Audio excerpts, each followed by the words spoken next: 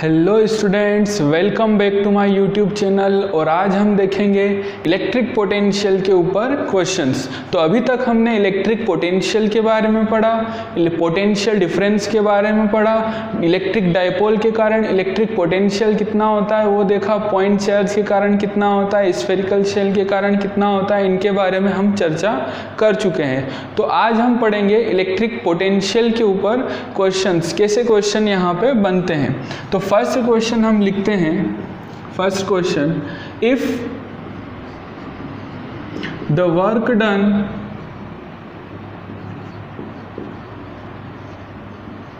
In moving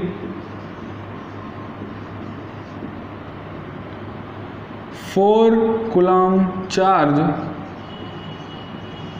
from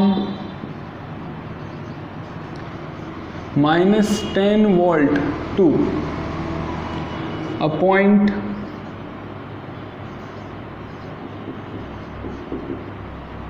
is 100 joule, then what will be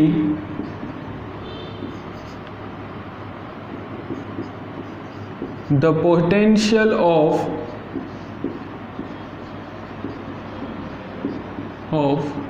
that point।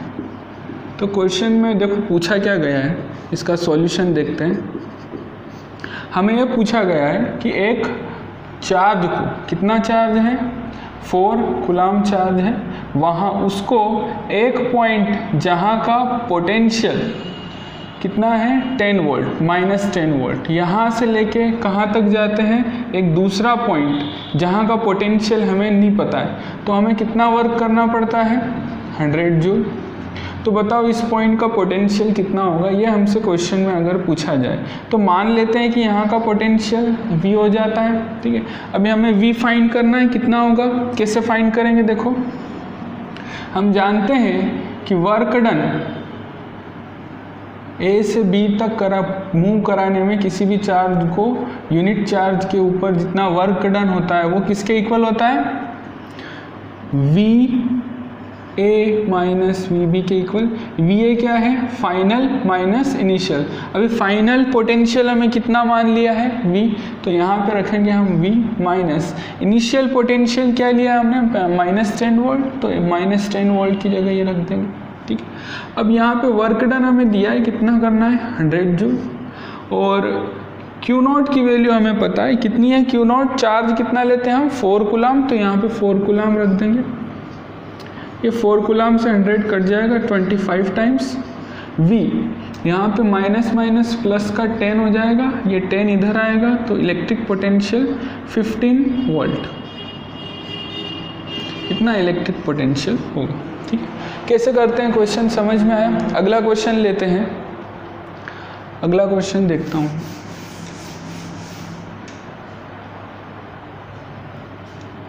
If -50 microcoulomb, 100 microcoulomb, 60 microcoulomb and -20 microcoulomb charges are placed at vertices of a square of side √2 meter, then what will be the potential at its centre. Centre पे कितना potential होगा ये find करना है। देखते हैं कैसे करना है। ये कोई स्क्वायर है, इसकी एक साइड हमें दी है √2 है। ठीक है, इसके सेंटर पे हमें फाइंड करना इलेक्ट्रिक पोटेंशियल। सभी जगह पे हम चार्जेस रख देते हैं, -50 माइक्रोकूलम्ब, 100 माइक्रोकूलम, 60 माइक्रोकूलम और क्या गिवन है -20 माइक्रोकूलम। अब यहाँ पे सेंटर पे अगर हमें फाइंड करना है तो ये वाली डिस्टेंस पता होना चाहिए, ये डिस्टेंस कितनी होगी। तो ये डिस्टेंस हमेशा डायगोनल की आधी होगी, तो डायगोनल हम निकाल लेते हैं। ये डिस्टेंस कितनी होगी, √2। तो ये वाली डिस्टेंस कितनी हो जाएगी, √2 का स्क्वायर प्लस √2 का square is equal to diagonal. Diagonal को हम मान लेते हैं ये टोटल x है, तो ये x डायगोनल हो गया। x का वैल्यू कितना हो जाएगा, √2 + 2 मतलब 4 रूट में, तो x का वैल्यू आ जाएगा 2। x ये टोटल वैल्यू कितनी है, 2 मीटर। ये टोटल वैल्यू अगर 2 मीटर है तो इसका हाफ करेंगे तो ये क्या आ जाएगा, 1 मीटर। मतलब हर चार्ज की यहाँ से डिस्टेंस कितनी है हमारी, 1 मीटर 1 मीटर 1 मीटर। अभी सेंटर पे इलेक्ट्रिक पोटेंशियल निकालना है तो इंडिविजुअल चार्जेस के कारण जितना जितना होता है सबको सम कर दो, क्योंकि हम जानते हैं सिस्टम ऑफ चार्जेस के कारण इलेक्ट्रिक पोटेंशियल कैसे निकालते हैं, सबका अलग अलग यहाँ पे डायरेक्ट ऐड कर दो। क्या law of vector addition follow होगा, नहीं होगा। क्यों नहीं होगा, क्योंकि ये कैसी क्वांटिटी है, एक स्केलर क्वांटिटी है, ठीक है। तो यहाँ से हम इलेक्ट्रिक पोटेंशियल निकालना हो तो V1 + V2 + V3 + V4, ये V1 V2 V3 क्या है, फर्स्ट चार्ज के कारण इलेक्ट्रिक पोटेंशियल प्लस सेकेंड के कारण प्लस थर्ड के कारण प्लस फोर्थ के कारण, ठीक है।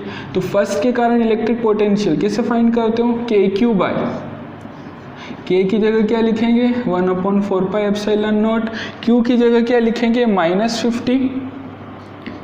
अच्छा, माइक्रो कूलम में माइक्रो का मतलब समझते हो, 10⁻⁻⁶ डिवाइड बाई क्या करेंगे, R। अब सेंटर से यहाँ की डिस्टेंस कितनी है, 1 मीटर, तो यहाँ पे रख देंगे हम 1 प्लस सेकेंड के कारण तो 1/4πε0 इंटू सेकेंड कितना है, 100, तो 100 रखेंगे, साथ में माइक्रो है तो -6 डिवाइड बाई फिर से 1।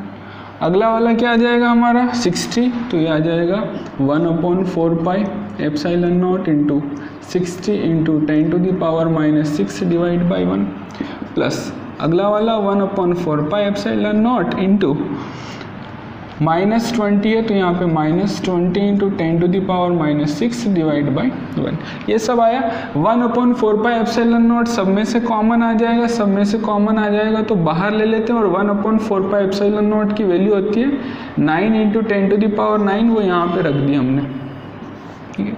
अभी ये कितना है, -50, साथ में 10⁻⁻6 को भी कॉमन ले लेते हैं, 10⁻⁻6 कॉमन आ गया, अंदर बचा 100 प्लस 60 -20, तो माइनस का कितना है 70 प्लस का है 160, तो 90 आ जाएगा। 90 इंटू 9 करेंगे तो हमारा आ जाएगा 810 इंटू, अब 10⁻, यहाँ 9 है प्लस यहाँ पे -6 होगा तो 10⁻³ बचेगा, ठीक है। इतना इलेक्ट्रिक पोटेंशियल होगा fault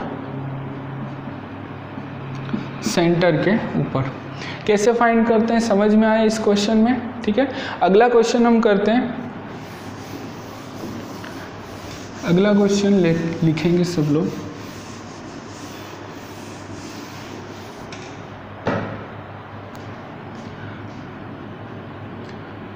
two charges 2 microcoulomb and 3 microcoulomb are placed at separation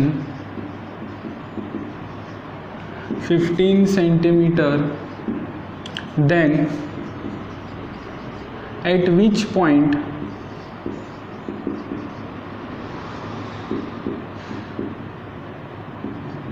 the electric potential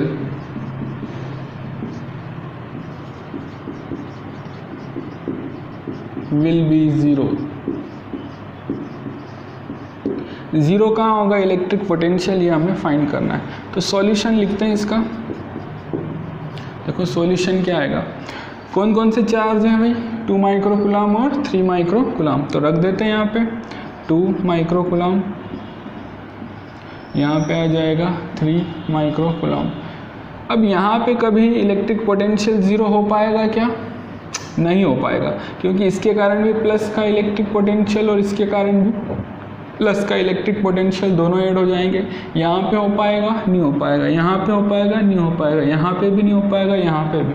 तो ऐसा कोई भी पॉइंट नहीं होगा जहाँ पे इलेक्ट्रिक पोटेंशियल ज़ीरो हो। तो इसका क्या आ जाएगा आंसर, नो सॉल्यूशन। आंसर क्या हो जाएगा, नो सॉल्यूशन। अच्छा, सॉल्यूशन कब आता, जब एक चार्ज को मैं क्या दे दूं, माइनस का 3 माइक्रोकूलम और दूसरे को क्या दे दूं, प्लस का 2 माइक्रोकूलम, या फिर इसको माइनस देखिए इसको प्लस कर दो। तो क्या होगा, देखो इसको अगर ना माइनस कर दिया मैंने इलेक्ट्रिक पोटेंशियल, तब हाँ ऐसा पॉइंट पॉसिबल है, क्योंकि एक के कारण प्लस आ रहा है दूसरे के कारण नेगेटिव आ रहा है, तो ये संभावना है कि इसका इलेक्ट्रिक पोटेंशियल क्या आ जाए, ज़ीरो। तो हम मान लेते हैं यहाँ से x डिस्टेंस पे इलेक्ट्रिक पोटेंशियल ज़ीरो आता है, तो यहाँ से डिस्टेंस कितनी हो जाएगी, 15 - x। क्या समझ पा रहे हो, इन दोनों के बीच की डिस्टेंस टोटल 15 है। इस पॉइंट पे मान लेते हैं कि इलेक्ट्रिक पोटेंशियल ज़ीरो होता है, तो x पॉइंट की यहाँ से 2 माइक्रोकूलम से डिस्टेंस कितनी मान ली हमने, x, तो बची हुई डिस्टेंस हो जाएगी 15 - x। अब v1 + v2, फर्स्ट चार्ज के कारण प्लस सेकेंड क्या चार्ज के कारण हमें इलेक्ट्रिक पोटेंशियल क्या करना है, ज़ीरो, तो v1 + v2 ज़ीरो कर दिया। अब फर्स्ट चार्ज के कारण कितना होगा भाई, 1/4πε0 इंटू ये हो जाएगा v1 की वैल्यू 1/4πε0 इंटू क्यू, के क्यू 2 × 10⁻⁻6 डिवाइड बाई r की जगह हम लिख देंगे x। ठीक है, अगला लिखेंगे चार्ज -3 माइक्रोकूलम, तो -3 × 10⁻⁻6, साथ में 1/4πε0 को कॉमन ले लेते हैं, यहाँ पे नीचे आ जाएगा 15 - x, किसके इक्वल हो जाएगा, 0 के इक्वल। अभी आगे अगर हम देखें इसमें, इसी क्वेश्चन में, तो 1/4πε0 की वैल्यू हम जानते हैं कितनी होती है, 9 × 10⁹ इंटू, साथ में देखो यहाँ से क्या कॉमन आएगा, 10⁻⁻6, उसे भी कॉमन ले लिया हमने। अंदर क्या बचेगा भाई, 2/x - 3/15 - x is equal to 0। तो ये जो क्वांटिटी है तो एक कांस्टेंट है, ठीक है, स्केलर क्वांटिटी, इधर डिवाइड कर देंगे इसे, बचेगा क्या, केवल 2 - x -3 - 15 - x is equal to 0। Solve करते हैं इसे, 15 - x को इधर मल्टीप्लाई करते हैं, 15 - x -3x, और नीचे हो जाएगा x × 15 - x। क्योंकि ये डिस्टेंस सही है, ये इसलिए पॉजिटिव ही होगी, इसलिए 0 में इसे मल्टीप्लाई किया जा सकता है, इधर 0 में मल्टीप्लाई कर दो, 2 को इधर मल्टीप्लाई करेंगे तो ये 30 हो जाएगा, माइनस का 2x और माइनस का 3x इज इक्वल टू 0। तो 5x इक्वल आ गया हमारे 30 के, और x यहाँ से कितना आ जाएगा, 6 सेंटीमीटर। तो यहाँ से इस पॉइंट से x डिस्टेंस यानी कि 6 सेंटीमीटर पे अगर जाएंगे तो इलेक्ट्रिक पोटेंशियल हमें 0 मिल जाएगा। क्या क्वेश्चन यहीं पे ख़त्म होता है? ऐसा कोई और पॉइंट हो सकता है जहाँ पे इलेक्ट्रिक पोटेंशियल 0 हो? हाँ, पॉसिबल है। देखो, अगर इस पॉइंट पे निकालें तो -3 का इफेक्ट यहाँ पे ज़्यादा आएगा और डिस्टेंस भी कम है, मतलब इसका इलेक्ट्रिक पोटेंशियल ही इधर ज़्यादा रहेगा।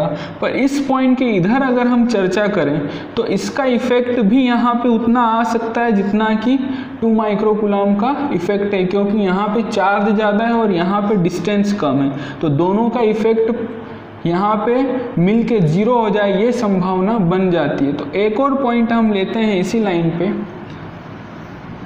उस पॉइंट को हम लेते हैं यहाँ से x डिस्टेंस पे। अगर यहाँ से x डिस्टेंस पे तो ये वाली डिस्टेंस कितनी हो जाएगी भैया, 15 - x, ठीक है, सॉरी x - 15 हो जाएगा। टोटल डिस्टेंस कितना है, x ये वाला डिस्टेंस कितना है इन दोनों चार्जेस के बीच में, 15। तो इन दोनों के बीच में अगर डिस्टेंस लिखना हुआ तो x - 15, इस डिस्टेंस पे भी इलेक्ट्रिक पोटेंशियल 0 हो सकता है। तो फिर से वही करेंगे, इस पॉइंट पे निकालने के लिए नेट पोटेंशियल को 0 करना है, v1 + v2 इक्वल कर दो 0 के। v1 क्या आएगा भैया, 1/4πε0 इंटू q की जगह लिख दोगे आप लोग 2 × 10⁻⁻6, वही बात है, फिर से यहाँ पे x - 15 लिख दोगे और साथ में प्लस यहाँ पे लिखोगे -3 × 10⁻⁻6 डिवाइड बाई x बस x ही रहेगा ये तो, और साथ में 1/4πε0 को हमने कॉमन ले लिया, इक्वल टू क्या होना चाहिए 0। फिर से वही कहानी होगी, यहाँ पे 9 × 10⁻9 कॉमन आ जाएगा, 10⁻⁻6 कॉमन आ जाएगा, और यहाँ पे अंदर क्या बचेगा 2/x-15 plus minus 3/x is equal to 0। अब ये टोटल क्वांटिटी पॉजिटिव 0 में चली जाएगी, 0 हो जाएगी, इधर मल्टीप्लाई करते हैं 2x माइनस हो जाएगा 3x और प्लस का 45 divide by x minus 15 and x is equal to 0। ठीक है, अब ये तो पॉजिटिव क्वांटिटी इधर मल्टीप्लाई कर दो, ये बन जाएगा -x plus 45 is equal to 0, तो यहाँ से x आ जाएगा 45 सेंटीमीटर। इतनी डिस्टेंस पे जाके इधर इस -3 माइक्रोकूलम के इधर अगर 45 सेंटीमीटर चले तब भी ये पॉसिबल है कि इलेक्ट्रिक पोटेंशियल क्या हो जाए 0, और इन दोनों के बीच में भी एक पॉइंट ऐसा है, पर इधर ऐसा कोई पॉइंट नहीं आ सकता है। इसका कारण ये है कि 3 माइक्रोकूलम के ये पास में होगा पॉइंट, साथ में इस 3 माइक्रोकूलम खुद का मैग्नीट्यूड भी ज़्यादा है, मतलब इसी का इफेक्ट इधर ज़्यादा रहेगा, इसका इतना इफेक्ट इधर नहीं आ पाएगा 2 माइक्रोकूलम का। यहाँ पे अगर चर्चा करें तो 2 माइक्रोकूलम खुद चार्ज कम है और डिस्टेंस कम है, इसलिए इसका इलेक्ट्रिक पोटेंशियल ज़्यादा हो गया, और इधर चार्ज ज़्यादा है और डिस्टेंस भी ज़्यादा है, तो इन दोनों का जो बैलेंस इलेक्ट्रिक पोटेंशियल है वो यहाँ पे 0 आने की संभावना ज़्यादा है। इसलिए हम बोलते हैं कि या तो यहाँ का पॉइंट होगा या तो यहाँ का पॉइंट होगा जहाँ पे इलेक्ट्रिक पोटेंशियल 0 होने की संभावना है। ठीक, तो ये हो गया इसका सॉल्यूशन। अगला हम पढ़ेंगे relation between electric field and electric potential. तो वो क्या होता है, देखो relation between electric field and electric potential. पहले इसको थोड़ा फील करो, ये होता क्या है एक्चुअली। इलेक्ट्रिक फील्ड क्या है, यूनिट चार्ज पे इलेक्ट्रिक फील्ड में लगने वाला फोर्स। तो इलेक्ट्रिक फील्ड क्या हुआ, फोर्स का मापदंड। इलेक्ट्रिक फील्ड क्या बताता है, यूनिट चार्ज पे लगने वाला force.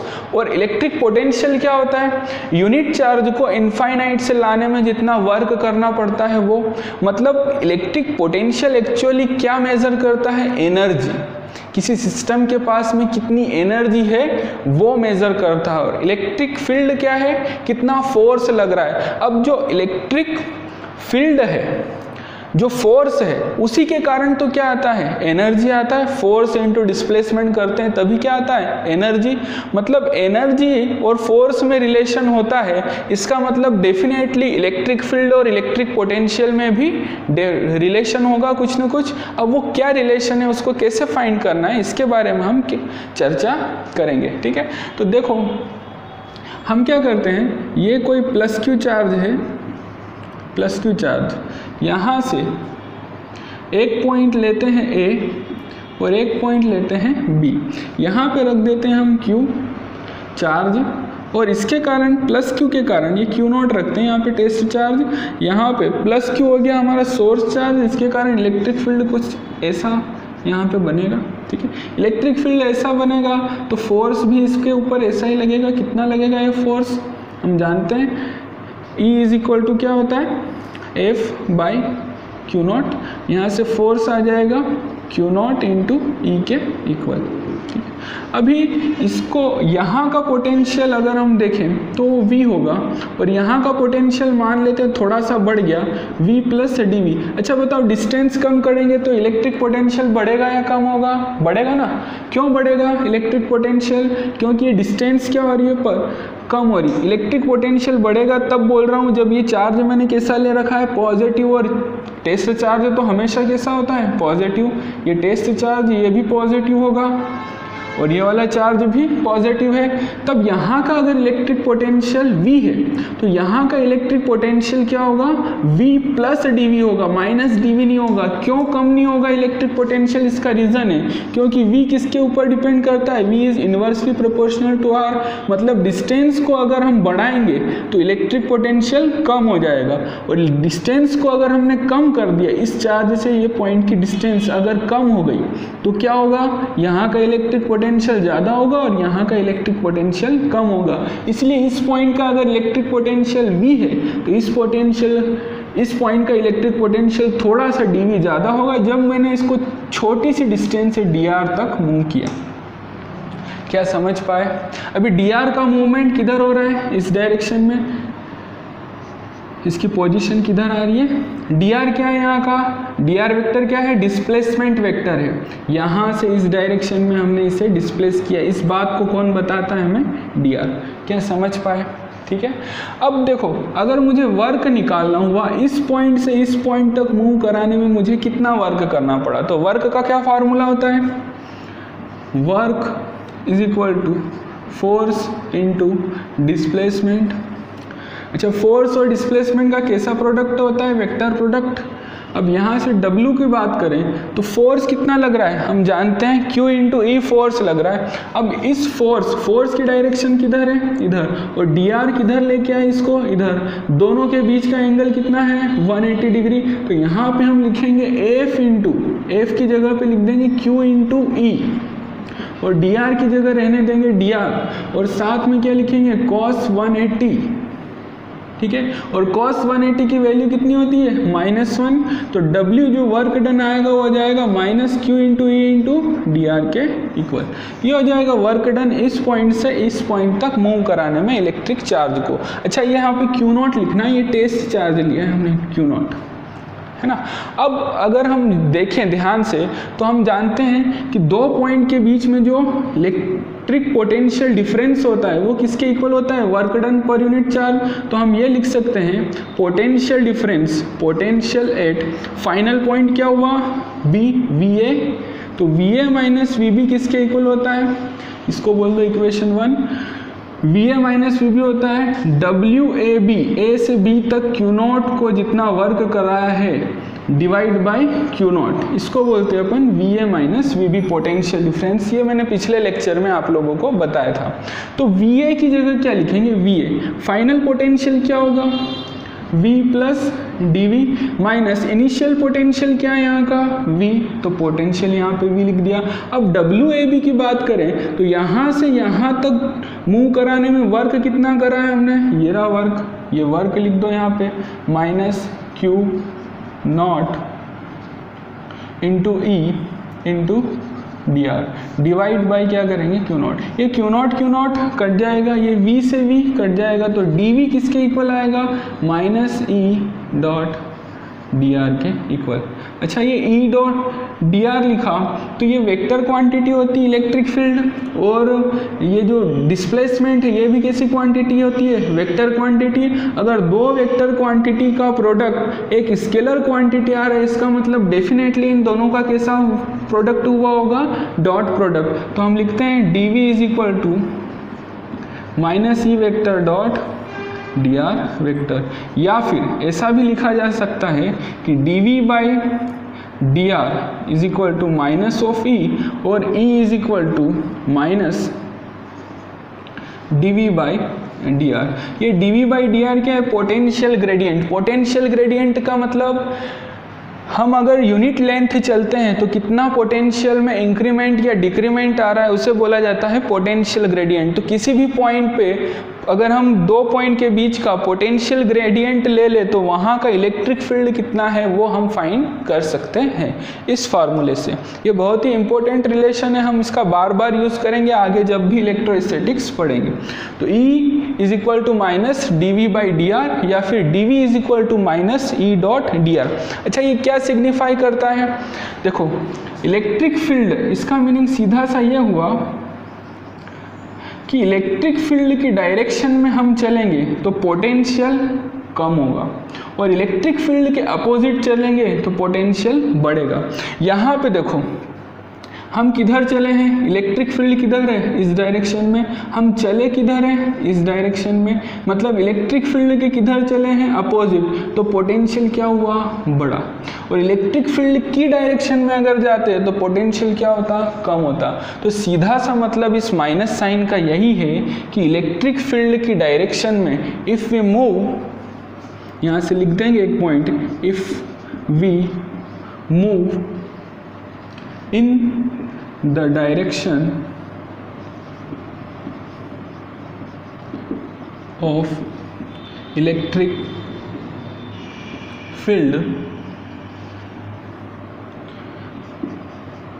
the potential, electric potential, the potential decreases,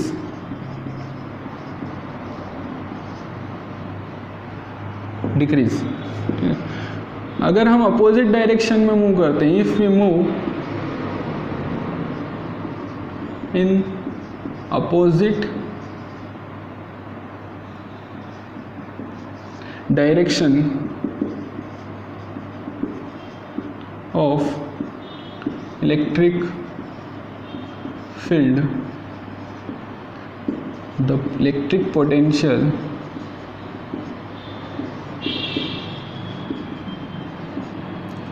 increases.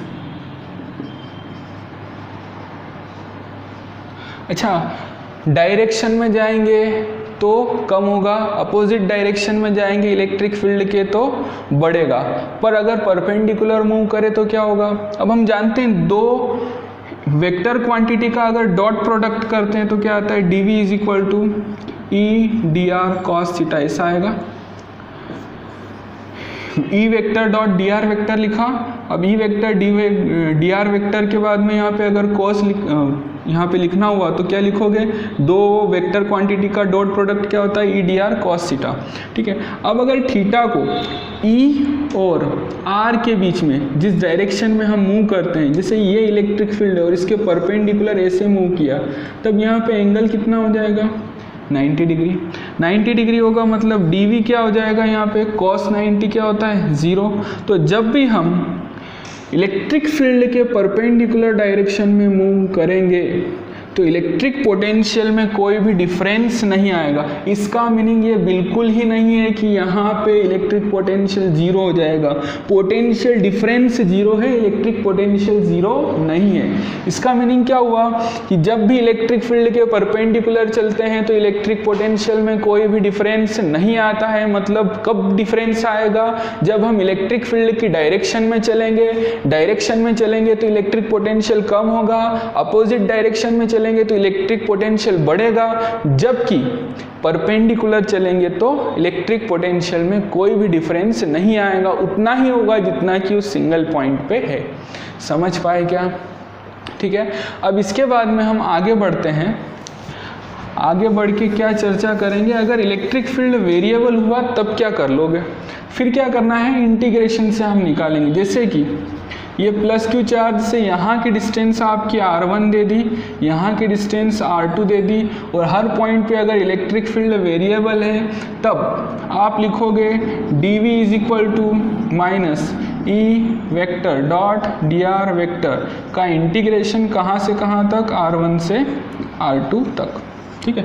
अगर मान लो कि v1 पॉइंट इन्फिनिटी पे हुआ, ये क्या लिखोगे यहाँ पे v2 माइनस वी1, मतलब va माइनस वी लिखोगे, va माइनस वी। अच्छा, va माइनस वी लिखा, vb पॉइंट अगर इन्फिनिटी पे होता है, इन्फिनिटी का इलेक्ट्रिक पोटेंशियल कितना लेके चलते हैं, 0। तो अगर हमें लिखना हुआ va जब vb इन्फिनिटी पे है तो क्या लिखोगे, from infinity to a point va जहाँ की डिस्टेंस कितनी है, r2 into E vector dot D R vector. ऐसे निकालोगे इलेक्ट्रिक पोटेंशियल किसी भी पॉइंट का, अगर एक पॉइंट आपको इन्फिनिटी पे दिया हो, और इन्फिनिटी पे ना दिया हो तो ये फार्मूले से आप निकाल सकते हो। क्या समझ में आया? इंटीग्रेशन का यूज़ क्यों किया मैंने यहाँ पे, जब भी कोई वेरिएबल क्वांटिटी का हमें इलेक्ट्रिक पोटेंशियल निकालना है, जैसे इलेक्ट्रिक फील्ड वेरिएबल हो गया, तो फिर पोटेंशियल डिफरेंस कैसे फाइंड करोगे, बाय इंटीग्रेशन मेथड। ठीक है। तो यहाँ तक की चर्चा के बाद में अब हम आगे बढ़ते हैं और क्वेश्चन करते हैं इलेक्ट्रिक फील्ड और इलेक्ट्रिक पोटेंशियल के बीच में रिलेशन इन दोनों के ऊपर। ठीक है, एक यूनिफॉर्म इलेक्ट्रिक फील्ड है, यहाँ पे इलेक्ट्रिक फील्ड हमें दे दिया है 10 न्यूटन पर कूलम। ठीक है, ये इलेक्ट्रिक फील्ड दिया है और यहाँ पे 1 कूलम चार्ज को 10 सेंटीमीटर मूव करवाते हैं। यहाँ का इलेक्ट्रिक पोटेंशियल अगर आपको दे दिया गया 10 वोल्ट तो वीबी पॉइंट का इलेक्ट्रिक पोटेंशियल कितना होगा, जबकि इन दोनों के बीच की डिस्टेंस आपको दे दी गई है 10 सेंटीमीटर। निकालो, कैसे निकालोगे?